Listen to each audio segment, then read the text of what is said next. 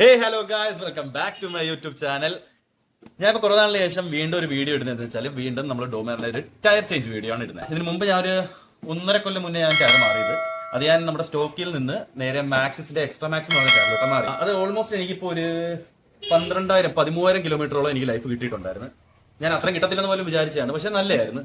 അതിന്റെ റിവ്യൂ പറയാം. അതിന് മുമ്പ് ഞാൻ ആ ടയറിന്റെ ഇപ്പോൾ മാറ്റമുള്ള ഒരു അവസ്ഥ കാണിച്ചു തരാം. ബാക്ക് ടയർ എന്ന് പറഞ്ഞാൽ ഏകദേശം ഇത്രയും ബാക്കിയുണ്ട്. അതുപോലെ തന്നെ ഫ്രണ്ടിലേക്ക് നോക്കുകയാണെങ്കിൽ അതിൽ കൂടുതലുണ്ട്. ഇത്രയും ബാക്കി കിടപ്പുണ്ട്. മാക്സിസ് എന്ന് വെച്ചാൽ ഒരു നൈലോൺ കോമ്പൗണ്ട് ടയറാണ്, നൈലോൺ അറാമിഡ് കോമ്പൗണ്ട് ടയറാണ്. അതെന്ന് വെച്ചാൽ ഒരു പെർഫോമൻസ് ഓറിയന്റഡ് ടയർ അല്ല ആക്ച്വലി. അതെന്ന് വെച്ചാൽ ഒരു ഡെയിലി കമ്മ്യൂട്ടിങ്, അതുപോലെ ഒരു ഒക്കേഷൻ ടൂറിങ് അങ്ങനെയുള്ള സാധനങ്ങളൊക്കെ ചെയ്യുന്നവർക്കാണെങ്കിൽ പക്ക ടയറാണ്. ഞാൻ ഉപയോഗിച്ച ഇതിനെന്ന് ഞാൻ പറയുന്നത് വെച്ചാൽ പക്ക ഡ്രൈ ഗ്രിപ്പ്, അതുപോലെ തന്നെ അടിപൊളി വെറ്റ് ഗ്രിപ്പ് ഉണ്ട്. ഞാൻ ഇപ്പോൾ ഇന്ന് അപ്ഗ്രേഡ് ചെയ്ത് ഒരു പെർഫോമൻസ് ടയറിലേക്ക് മാറ്റാൻ പോവാണ്. അതിനാകെയുള്ള സംഭവം എന്ന് വെച്ചാൽ നൈലോൺ കോമ്പൗണ്ട് ആയിട്ട് എന്തായാലും അതിന്റെ പെർഫോമൻസ് ടയർ അല്ലാത്തതുകൊണ്ട് നമ്മുടെ വണ്ടിയുടെ ഫുൾ പൊട്ടൻഷ്യൽ നമുക്ക് യൂസ് ചെയ്യാൻ പറ്റില്ല.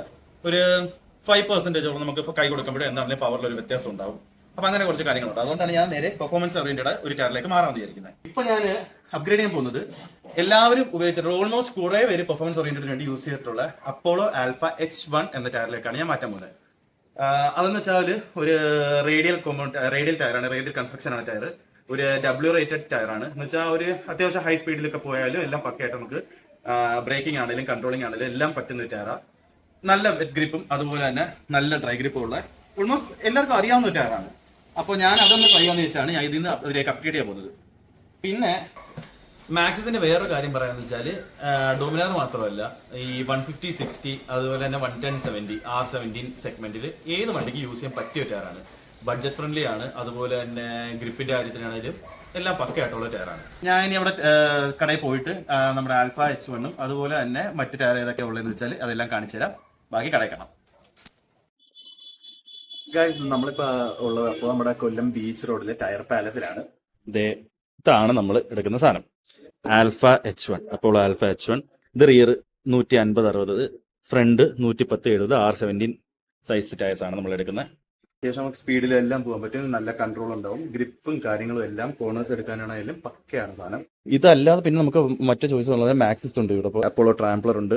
ഈ ഒരു ടയർ സെഗ്മെന്റിൽ വരുന്ന പിന്നെ മറ്റ് പെർഫോമൻസ് ടയർസ് എന്ന് പറഞ്ഞാൽ മിഷലിൻ യൂസ് ചെയ്യാം. നമുക്ക് മിഷലിനുണ്ട്, അതുപോലെ പല ടയർസ് ഉണ്ട്. നമ്മുടെ എന്താണ് പർപ്പസ്, നമ്മുടെ ടൂറിംഗ് ആണോ ഡെയിലി കമ്മ്യൂട്ടിംഗ് ആണോ, എന്താന്ന് വെച്ചാൽ നമ്മൾ ഹൈ സ്പീഡിൽ ഓടിക്കുന്നവരാണോ അല്ലെങ്കിൽ സാധാരണ രീതിയിൽ ഓടിക്കുന്നവരാണോ, അതെല്ലാം നോക്കി ഓരോ റൈഡേഴ്സിനും അവരുടെ ഇഷ്ടത്തിനനുസരിച്ച് ടയർസ് മാറ്റി ഉപയോഗിക്കാം. ഡ്യൂൽ പർപ്പസ് എന്ന് പറയുമ്പോൾ മെയിൻലി നല്ല ടൂറിംഗ് ഉള്ളത് അങ്ങനെ പർപ്പസ് ഒക്കെ വരുമ്പോഴത്തേക്ക് ഡ്യൂൽ പർപ്പസ് മേടിക്കാം. ചെറിയ ഓഫ് റോഡിംഗ് ഒക്കെ പോകുന്നവര്. പിന്നെ ഡെയിലി കമ്മ്യൂട്ടിങ്ങിന് അല്ലാത്ത ടയർസ് ഉണ്ട്, പെർഫോമൻസ് ഓറിയന്റഡ് അല്ലാത്ത ലൈക്ക് മാക്സിസ് പോലത്തെ ടയർസ് ഉണ്ട്. അപ്പൊ ഏതാന്ന് വെച്ചാൽ നമ്മുടെ റൈഡിംഗ് സ്റ്റൈൽ എന്താണെന്ന് വെച്ചാൽ അതിനനുസരിച്ച് നമുക്ക് ചൂസ് ചെയ്ത് എടുക്കാം. അപ്പോൾ എന്തായാലും ഒന്ന് ഫിറ്റ് ചെയ്ത് കഴിഞ്ഞിട്ട് ഇതൊക്കെ ഒന്ന് ഓടിച്ച് നോക്കിയിട്ട് നമുക്ക് അതിന്റെ റിവ്യൂ കാര്യങ്ങൾ ഞാൻ പറയാം.